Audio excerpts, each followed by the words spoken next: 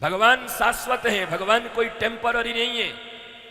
और भगवान के द्वारा दिया गया कोई भी चिकित्सा वो भी टेम्पररी नहीं होती, 2 दिन के लिए, 2 घंटे के लिए, 1 हफ्ते के लिए, बल्कि एक बार अगर उनकी चिकित्सा मिल जाए, उनकी भक्ति मिल जाए, तो पूरे जीवन के लिए वो दोष तुम्हारे भीतर से निकल जाते हैं और तुम आनंदित हो जाते हैं।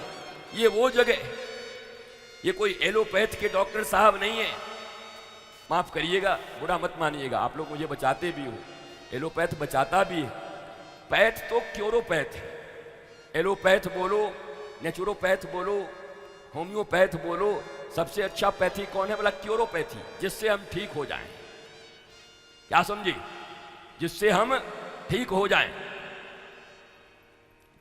आंतों में छाले पड़ जाते हैं तो फिर दूध पियो, ठंडे दूध पियो, बहुत दिन तक कुछ दवाई वाई खाओ, या तो सीधी बात बता दो, चिंता छोड़ दो, छाले कभी पड़ेंगे ही नहीं।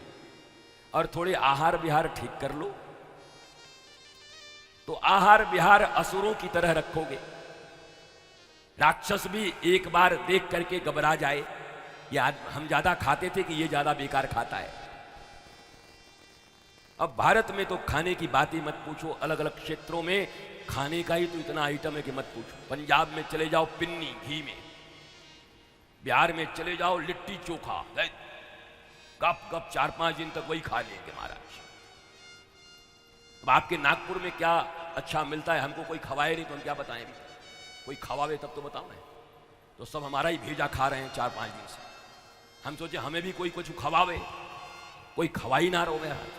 इतनी माताएं आती, इतनी मैया, मनी मन हम सोचते थे या मैया में से किसी को दर्द होए हमारे लिए कछु बना के लावे तो 2000 टिफिन हमारे पास आ जाए।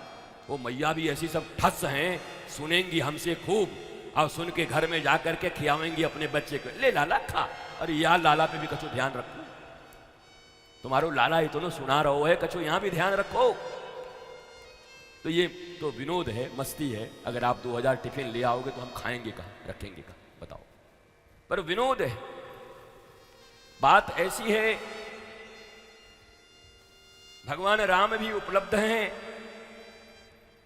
बेर भी उपलब्ध है, सबरी नहीं है।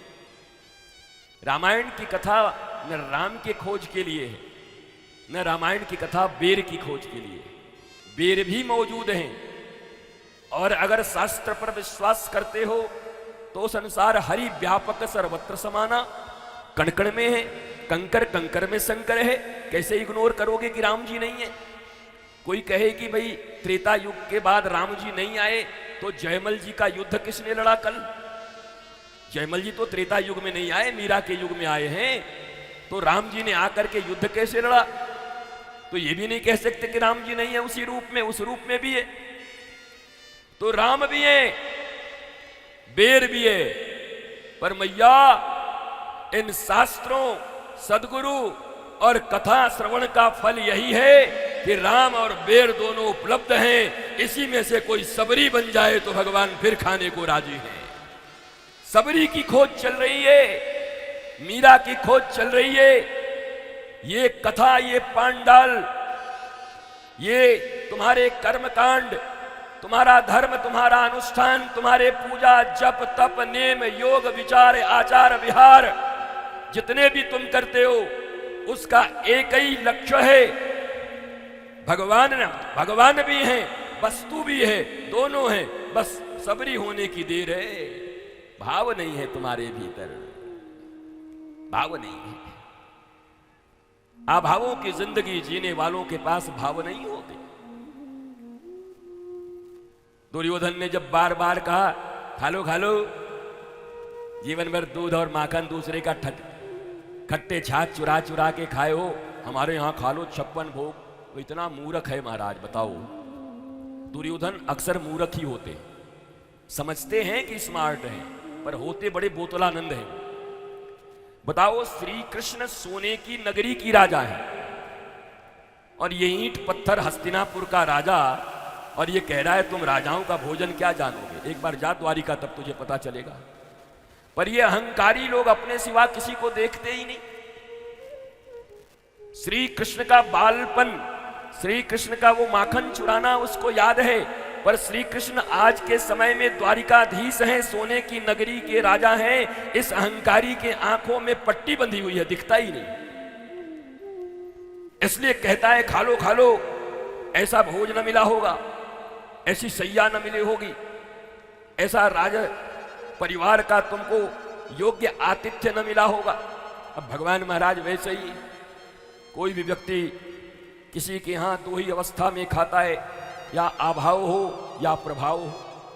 अभाव हो तो कहीं से मांग के खा लेंगे, वो नहीं देखता कि मेरी बेइज्जती होगी क्या होगी। भिखारी को भूख लगती है, तुम गाली दो, मुस्टंडा बोलो, डंडा मारो, पर 2 रोटी लेके चला जाएगा, खाई लेगा, उसकी जरूरत है, अभाव है। तो भगवान श्री राम राजगद्दी पर व्याप्त हो गए।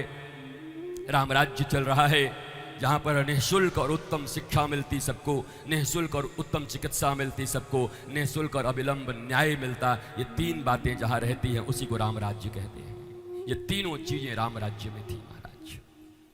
भगवान का सुमधुर मंगल कथा के उपरांत अब ययाति का चरित्र, वसुदेव और देवकी का विवाह हो रहा है मथुरा में। कंस भाई है चचेरा। जब विदाई होने लगी तो कंस ने स्वयं रथ के लगाम को पकड़ा और गले लगा के रोने लगा, नहीं नहीं नहीं, कोई ड्राइवर नहीं जाएगा, मेरी बहन को मैं खुद छोड़ने जाऊंगा। बताओ ये दुष्ट लोग कब बदल जाएं कुछ पता नहीं। थोड़ी देर में घोषणा हो गई कि जिसको इतने प्यार से तो दुलार और पुचकार रहा है, इसी का 8वां संतान तेरा मामला साफ करेगा। सोई बदल गया, हमारा चूटी पकड़ लिया, तलवार निकाल के बोला अभी काट दूंगा। वसुदेव महात्मा है, वसुदेव ने कहा तुमको 8वें पुत्र से खतरा है ना, मैं हर पुत्र तुमको दे दूंगा, पर देवकी को छोड़ दो। महाराज उनको डाल दिया गया कारागार में। जब पुत्र होता, पहली बार पुत्र हुआ, लेकर के वसुदेव जी गए। मामा था, ऐसे ऐसे देखा मुमु करके, अरे मुझे 8वें से खतरा, इसको ले जाओ।